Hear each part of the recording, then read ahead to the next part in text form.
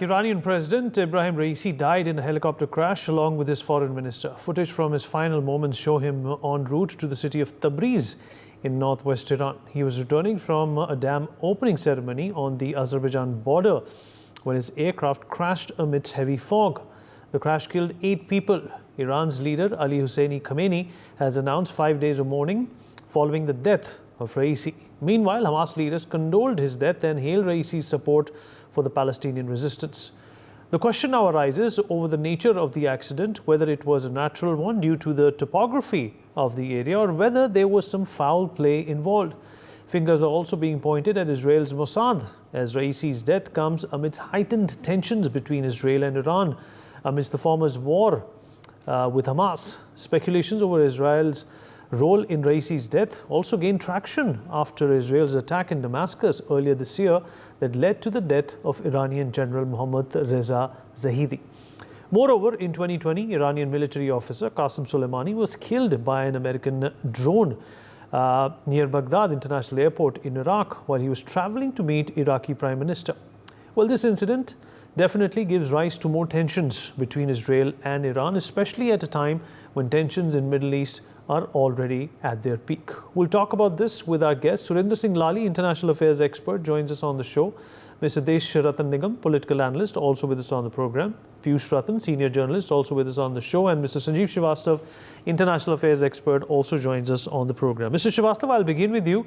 What does this mean for the already agitated Israel-Hamas ecosystem and atmosphere that we have seen ever since the 7th of October? There's been a lot made when it comes to Iran as well, that they are, in fact, erecting proxies to fight against Israel, and they're solely and wholly responsible for giving the funding to Hamas, which actually led to the October 7th, massacre. What are we to make of, this particular death? Well, Vineet, I think all possibilities are there, and no possibility can be ruled out at this point of time when Iranian security agencies are investigating this matter. And it could be because of a technical snag. There is also a possibility that because of very bad weather, this crash has occurred. But as I said, that other possibilities cannot be ruled out precisely because the kind of situation, the strategic situation Iran was in, and the kind of incidents and occurrences had happened recently, the strikes and counter-strike between Israel and Iran. And it was for the first time that under the leadership of President Ebrahim Raisi, Iran took a very big action, a very big attack was carried out by Iranian aerial objects on Israel. And obviously Israel responded, but Israel's response to the massive Iranian attack was not proportionate, and many observers in the international community were, showing some sort of, a kind of strange situation for them, that why Israel did not respond to the kind of massive proportion what it regularly does.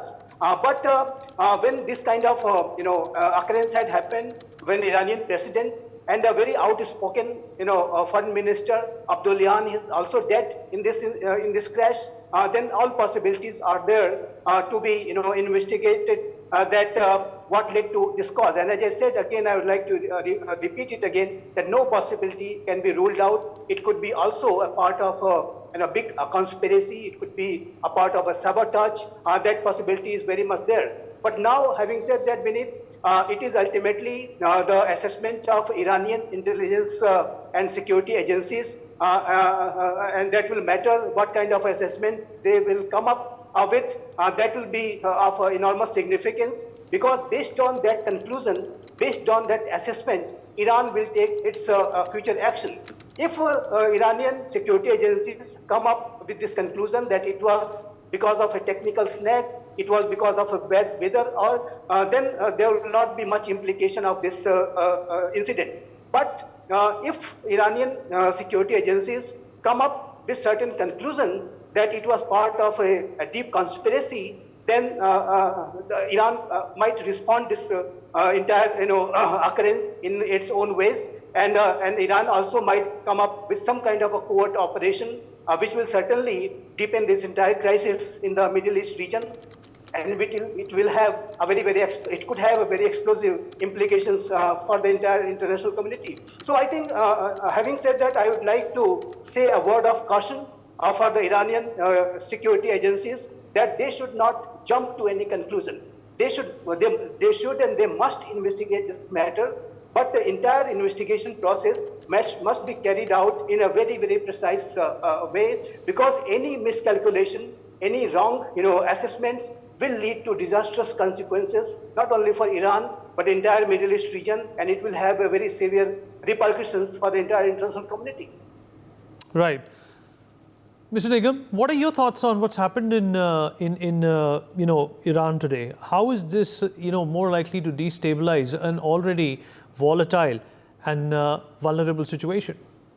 Vineet, in fact, this is two aspects. One, the domestic within the Iran, and one, the other, the international aspect. What will be the consequences and the repercussions?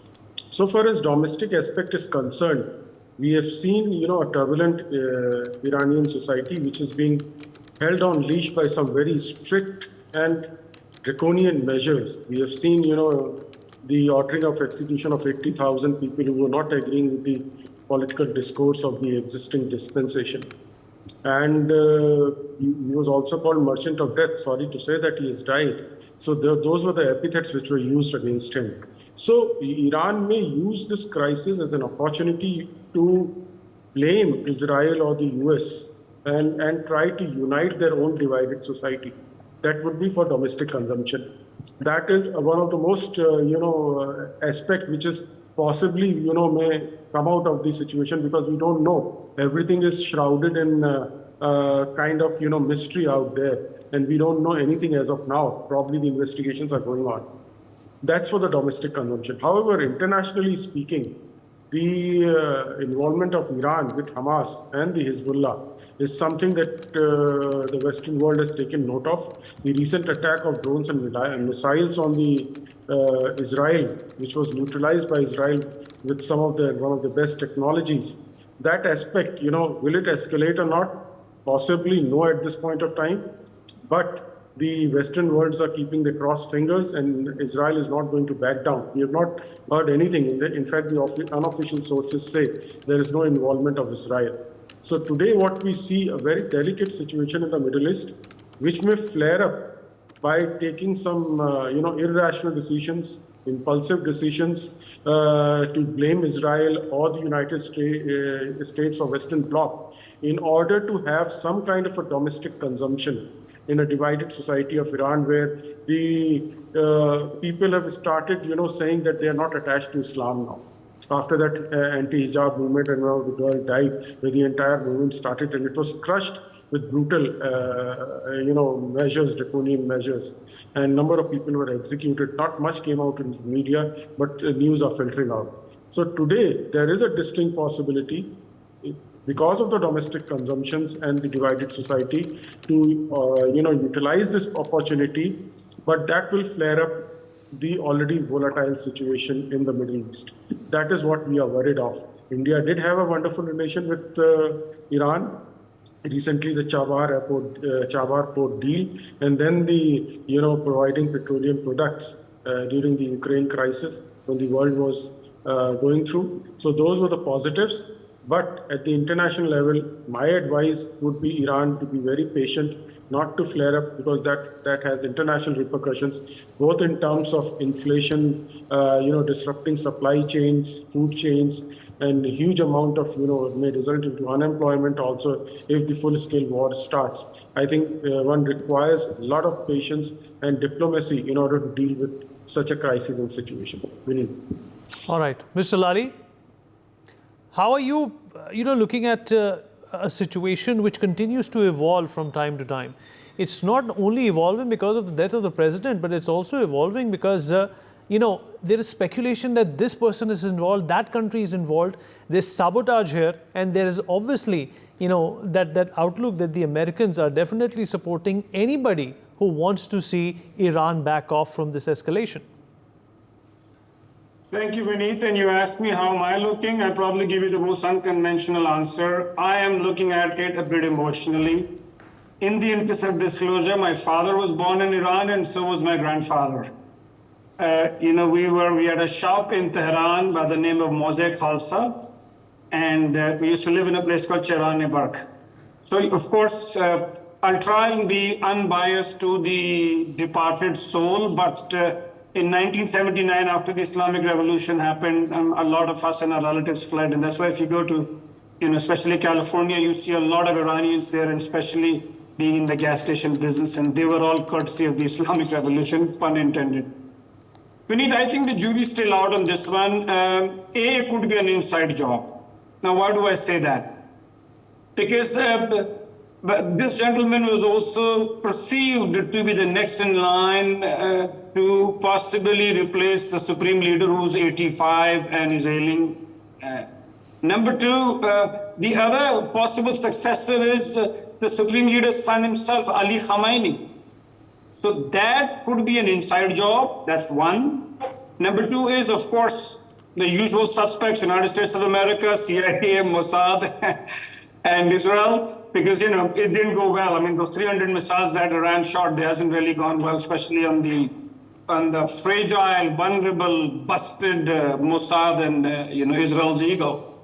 And number three, which I would really hope for, is that I really hope it's an accident, because this could really not only disturb the Middle East, but it could also disturb the global equation, because the way Iran has been, backing the Hezbollahs and the Houthi rebels, and the Hamas, and especially the rebels have been creating a lot of nuisance value in the sea.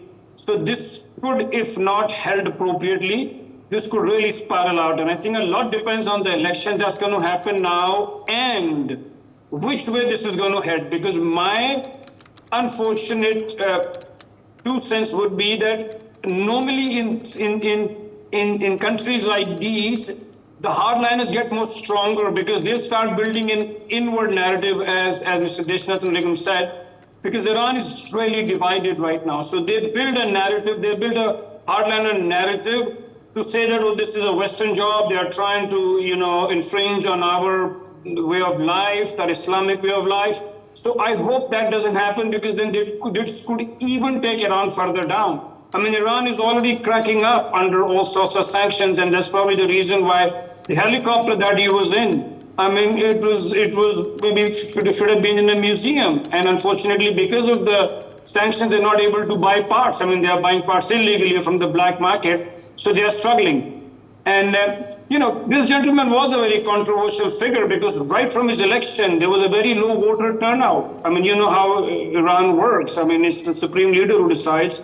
And he's an extreme hardliner, plus an extreme Khamenei loyalist.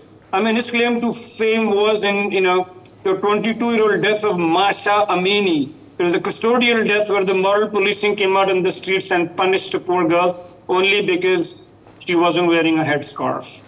So my fear is that I hope it heads the right way and it doesn't Iran doesn't, go more south. And my last point, Vineet, is that the West is also really concerned. I mean, beyond this and the geopolitical issue and everything, the new nexus of Iran, China, Russia, and North Korea, in which Iran and Russia really had a backhand handshake on the Ukraine war and helped each other. So my 2 cents would be that I hope it doesn't go down south, because it could take this part of the region down, and this part of the region pretty much controls the globe right now. Thank you, Vineet. Mr. Piyush Ratan, why should the Iranians at this point in time back off or dissuade themselves from thinking that this was nothing short of a sabotage, this was nothing short of any vengeance that may have come their way from either Israel or any of its supporters? Well, Vineet, I didn't get your question. First thing, you called me Piyush Ratan, I'm Piyush Pant. Would you please? I beg your pardon, sir. I beg your pardon, sir. Would you please repeat your question? So what my question is that why do you think that at this point in time Iran, should free from thinking that this is nothing short of vendetta. This is nothing short of vengeance, and this is perhaps something which has been orchestrated by their adversaries, which for Iran, as you know, are aplenty. Well, Vineet, if you remember what happened few months back when Iran had attacked Israel by missiles and drones, and though it was neutralized by Israel, but Israel had given a warning to Iran. Maybe there is a link behind this. Then another issue is that of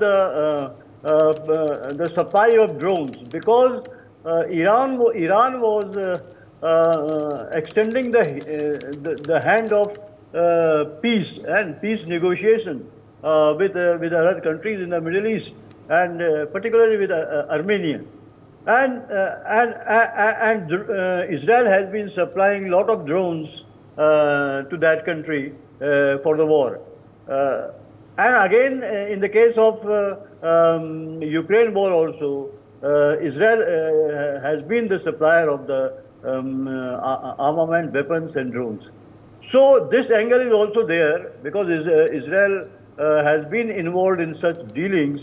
And as far as domestic concern is there, I think there has been resentment against him, and that's why, because of his policies, because of his conservatism, because of his fundamentalism, and because of his, you can say, very hardline approach, particularly regarding the women, how should they dress and all those. Resentment was there because the protest was there, and he had and he ordered the mass killing of the protesters. That was there. So the internal resentment was also there. But I don't think internal resentment will develop into a conspiracy to kill him. Though there was a kind of happiness expressed by the people who were there, the people who were against his regime, against his hardline regime. There were certain incidents of celebrations with firecracking and all those things. So that element may be there. People must be feeling happy at his death. But I don't think there is a domestic angle to it. Maybe such accidents, they also involve a kind of international involvement in such incidents. And it has reason also, because of the Middle East and because of the Hamas, and Israel has not been able to settle the issue of Palestinian, because though it had expected it will settle it, but not because of Iran, because Iran has come openly in favor of Hamas and Hezbollah. So I think there must be some international angle to it. Well, now it is for the agencies to find it out. But it has been, one thing has been put forward, conspiracy, weather conspiracy, because weather was bad. Why it was allowed to, helicopter was allowed to take a flight. Maybe that is something which should be probed thoroughly, because that also reminds me, the similar kind of incident happened in India also, when General Bipin Rawat was killed in a helicopter crash in a similar way. In a similar way, quite similar way, because the weather was very bad and he should have not been allowed to fly, but he was allowed to fly, and then the helicopter was crashed. But it was never probed thoroughly what really happened there, but it was given a clean chit and everything, hush up was there. Maybe here also, if the domestic agencies are involved, there will be a hush up in this case also, in Iranian case also. But I think they should go deeper into it and bring it out into the public, what really happened. Absolutely. And Mr. Srivastava, this obviously doesn't change anything between India and Iran. The Chabahar port, our imports into and to Iran, exports will continue. But definitely, when it comes to the stability in this part of the world, how do you think India can influence through its friendship with Iran? Because a number of countries don't have that leeway as much as India does now with Iran. Certainly, Vinit, a very good point you have made. India has that influence, that capabilities and resources to make a significant contribution in providing stability in that region, that volatile region. And India's influence is deepening, it's growing, and that is happening because of the responsible leadership, the proactive leadership this new India under the leadership of Prime Minister Narendra Modi has shown. And India, on one hand, we have a Act East policy, we have a Act West policy too. And with our proactive Act West policy, we have significantly, attempting to engage with this entire Middle East region. And obviously, we are the fastest growing economy in the world. We are the largest democracy on the planet. So India's influence is very much deeply felt by the Middle Eastern countries, and we want to have good ties with India, despite all false propaganda. I mean, right, you're absolutely right. And Mr. Nigam, this also showcases, India's astute diplomacy. Look at the scenario in the world today. Everybody is, anti-Iran. But when it comes to our relationship with Iran, when it comes to our friendship, and our bonhomie, India has created this stellar atmosphere where, despite the arrogance that Iran shows to some of its neighbors, we continue to deal with it as a friend.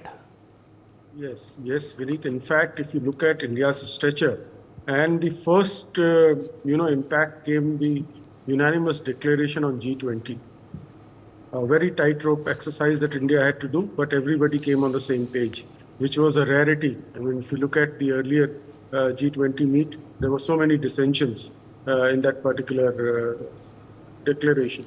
So that was the, advantage that India has today. If in a war in Ukraine and Russia, both the presidents of the respective countries call the Indian Prime Minister. So that is the sign of diplomacy. Both Iran and Israel talk to Indian diplomats and try to, cool the things. And India has been able to balance. And that is based on some very sound universal principles of diplomacy, that without taking sides, if based on principles, India has been trying to, bring down the escalations which are happening in the world. Even the American president calls our prime minister and expects intervention. So when India is right on the stage, and its importance being one of the top 5 economies in the world, its weight is felt, especially being the most populous country with the youth dividend that we have, so and highly skilled labor force. So India is presence all over the world, right from the topmost jobs to the skilled jobs. So you can feel, and India's diplomacy is not to be taken lightly. Please understand that the backdoor channels that are opened through which we don't know. During the US and Iran crisis, there were a lot of backdoor channels opening going on without even world knowing about it. You're absolutely right, sir. You're absolutely right, sir. Unfortunately, we have run out of time, but that is the power of India's diplomacy and its astute outlook towards its own concerns, its own agendas, and its own development. For more such videos, subscribe to the NewsX YouTube channel, hit the bell icon.